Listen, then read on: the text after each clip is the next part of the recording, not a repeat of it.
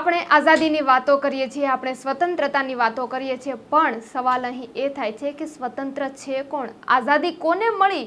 હા, કદાચ ચોપડે તો આઝાદી મળી ગઈ હોય તેવું લખાઈ રહ્યું છે, પરંતુ આજે પણ હજી કેટલાક લોકોને આઝાદી ન મળી હોય તેવું દેખાઈ રહ્યું છે। એટલે જ ગુજરાતના પાટણ જિલ્લામાં સરસ્વતી તાલુકાના ભીલવણ ગામમાં કંઈક આવી જ ઘટના ઘટે છે અને તેને વરઘોડે પણ ચડવા દેવામાં આવતા નથી અને અસામાજિક તત્વો તેના પર અત્યાચાર કરે છે। શું છે સમગ્ર ઘટના, આવો વિગતે ચર્ચા કરીએ। વૈષ્ણવજન તો તેને કહીએ જે પીડ પરાઈ જાનાને રે। નમસ્કાર, નવજીવન ન્યૂઝ સાથે હું છું અમીષા। ગુજરાતમાં આપણે સૌનો સાથ અને સૌનો વિકાસ એવી વાતો કરીએ છીએ, સ્વતંત્ર નાગરિકની વાતો કરીએ, પરંતુ સ્વતંત્ર છે કોણ? પોતાની સ્વતંત્રતા પણ આપણે પોતે નિભાવી શકતા નથી, એવી પરિસ્થિતિમાં અત્યારે જીવવું પડી રહ્યું છે।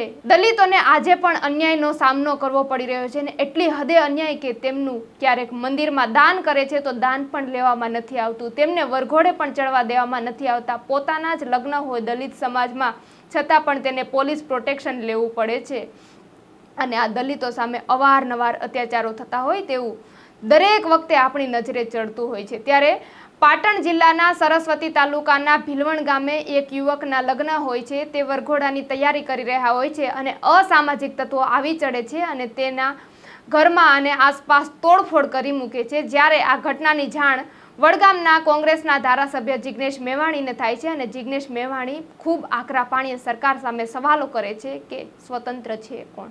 ત્યારે શું કહી રહ્યા છે જિગ્નેશ મેવાણી, આપણે તેમને પણ સાંભળી લઈએ। પાટણ જિલ્લાના સરસ્વતી તાલુકાના ભીલવણ ગામે 2-4 દિવસ પૂર્વે દલિત સમાજના લગ્ન પ્રસંગમાં ડીજે વગાડવાના મામલે જે અત્યાચારની અન્યાયની ઘટના બની, જે હુમલો થયો, એમાં 7-8 લોકોને ગંભીર અને નાની મોટી ઈજાઓ થઈ છે। કોઈનો લગ્ન પ્રસંગ ઉજાડવો, કોઈના લગ્ન પ્રસંગના સાધન સામગ્રી અનાજને ફેંદી નાખવું, તહેશ નહેશ કરવું, એક ટોળું નાનકડા દલિત મોહલ્લામાં ઘૂસીને હાથમાં હથિયારો સાથે તોડફોડની હિંમત કરે એ કોઈ પણ સંજોગોમાં ચાલે નહીં, આ અયોગ્ય છે। હું ગામના સર્વ સમાજના લોકોને અપીલ કરું છું કે કોમી એકતાનો પ્રયત્ન કરવો જોઈએ, બંધારણ હાથમાં લેવાનો નહીં। આ પ્રકરણમાં દલિત સમાજ ભોગ બનનાર છે, અન્ય સમાજનો કોઈ વ્યક્તિ ક્યારેય ભોગ બનનાર હશે તો પણ જિગ્નેશ મેવાણી હંમેશા તમારી પડખે આવીને ઊભો રહ્યો છે અને ફરીથી ઊભો રહેશે। પોલીસ પ્રશાસને હાલ પૂરતી યોગ્ય કામગીરી કરી છે। કલેક્ટર શ્રી, ડીડીઓ, જિલ્લા પોલીસ વડા બધા સાથે વાત કરવાનો છું, કાયદાનું કામ કરશે।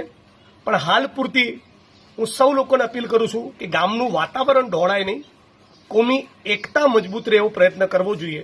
કોઈ પણ સમાજનો, કોઈ પણ જ્ઞાતિ, કોઈ પણ ધર્મનો વ્યક્તિ, હિન્દુ હોય, મુસ્લિમ હોય, દલિત હોય, આદિવાસી હોય, જનરલ સમુદાય હોય, એ પોતાનો લગ્ન પ્રસંગ યોગ્ય રીતે પાર પાડવાનો એનો બંધારણીય અધિકાર છે। આ લગ્ન પ્રસંગમાં કોઈ મોટા અવાજથી બોલે, ડીજે વગાડે, એન્જોય કરતું હોય તો કોઈના પણ પેટમાં તેલ રેડાવવું જોઈએ નહીં। આ એક બહુ આટલી ખેલદિલી મારામાં, તમારામાં, સર્વ સમાજમાં, આપણા ગુજરાતમાં બધી હોવી જોઈએ। દલિત સમાજના અનેક લોકો વરઘોડો કાઢતા હોય તો ઘોડા પરથી ચડવાના દે, લાંબી મૂછ રાખવાના દે, આ ગામમાં જેમ ભીલવણમાં ડીજેથી તકલીફ પડી, આ બધા અસ્પૃશ્યતાના દ્રષ્ટાંતો છે। 2024-2025ના ગુજરાતમાં અને ભારતમાં આજે પણ આ પ્રમાણેના અત્યાચાર, અન્યાય અને અસ્પૃશ્યતા જીવે છે એ ગુજરાત માટે, દેશ માટે એ તંદુરસ્ત બાબત નથી। દરેક વખતે આવી ઘટનાઓમાં જિગ્નેશભાઈએ જવું પડે તો સવાલ થાય છે, આપણા સમાજ કલ્યાણ મંત્રી ક્યાં છે? ગુજરાત રાજ્યના ગૃહમંત્રી ક્યાં છે? ગુજરાત રાજ્યના મુખ્યમંત્રી ક્યાં છે? ક્યાં છે સામાજિક સમરસતાનું ઢોલ પીટનારી ટીમ? પીડિત પરિવારોની પડખે કેમ નથી ઊભું રહેવી? આ ફક્ત દલિત આંદોલનના માણસો, આંબેડકરવાદીઓની જિગ્નેશ મેવાણીની જવાબદારી બને છે? રાજ્ય સરકારની કોઈ આમાં ભૂમિકા કેમ નથી? કેમ રાજ્ય સરકાર આવા પ્રકરણોમાં રસ લેતી નથી? કેમ રાજ્ય સરકાર અસ્પૃશ્યતા નાબૂદીની કામ કરતી નથી? હું જેમાં પીડિત પરિવારની પડખે અત્યારે ઊભો છું, એમ રાજ્યના મુખ્યમંત્રી ભૂપેન્દ્રભાઈ પટેલ એ પીડિત પરિવારની પડખે તો નથી ઊભા રહેતા, પણ બેશરમીપૂર્વક રાજકોટના ગોંડલમાં દલિત યુવાનને નગ્ન કરીને જે લોકો માર્યો એના તુલસી વિવાહના લગ્નમાં જાય છે, આરોપીના ઘરે મુખ્યમંત્રી માલવા જાય છે અને હું પીડિતોની પડખે છું। આ ફક્ત જિજ્ઞેશભાઈની જવાબદારી નથી, રાજ્ય સરકારની જવાબદારી છે કે ગુજરાતની કોમી એકતા જળવાય, ગુજરાતમાંથી જાતિવાદનું દૂષણ અને અસ્પૃશ્યતાની નાબૂદી થાય. આપણે બધા સાથે મળીને એ દિશામાં પ્રવૃત્ત થઈએ તો મને લાગે છે કે પક્ષ વિપક્ષ પોલીસ પ્રશાસન બધા એ જે સંવિધાન દિવસની ઉજવણી કરતા છે તો જે સાચા અર્થમાં સાકાર થઈ કહેવાય. તો આ હતા કોંગ્રેસ વડગામના ધારાસભ્ય જિજ્ઞેશ મેવાણી. તે પણ તમે સાંભળ્યા કે તેઓ સરકાર સામે સવાલ કરી રહ્યા છે.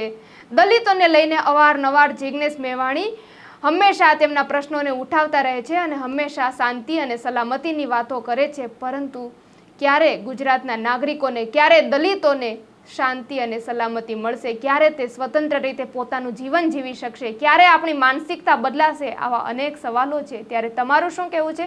કમેન્ટમાં તમારા પ્રતિભાવો જરૂરથી જણાવજો. પલપલની અપડેટ મેળવવા માટે નવજીવન ન્યૂઝ જોતા રહો. વૈષ્ણવજન તો તેને કહીએ જે પીડ પરા